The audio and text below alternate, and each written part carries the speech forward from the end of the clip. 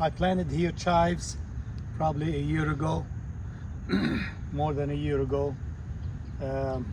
We eat a lot of chives. It's garlic chives, and you can tell it's garlic chives because the leaves are like garlic. There's also onion chives, so when you look at this leaf, it will be round, hollow, just like an onion leaf. I like it better than planting garlic, really, because it's cut and grow, and it's milder.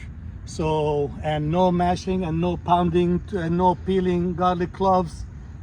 Just cut it and put it in whatever you're cooking, and you'll get the same flavor in anything you're cooking. Of course, it's most famous for Asian recipes like pork and chives dumplings.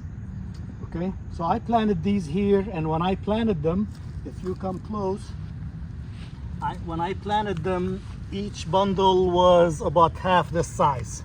And look, I planted them very close, so some got to be this big, and some that are got crowded are still very small.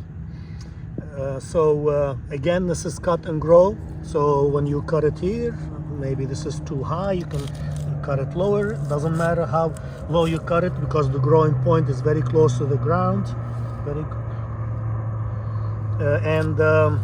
it will grow again. From this stage to that stage is probably 2-3 weeks, depending on the time of the year.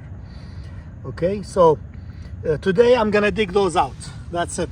We gotta plant some other trial, so this has to go, and it'll be an opportunity to show you how you can multiply chives if you want to give it share with your friends, or from one plant have a whole bed planted with chives.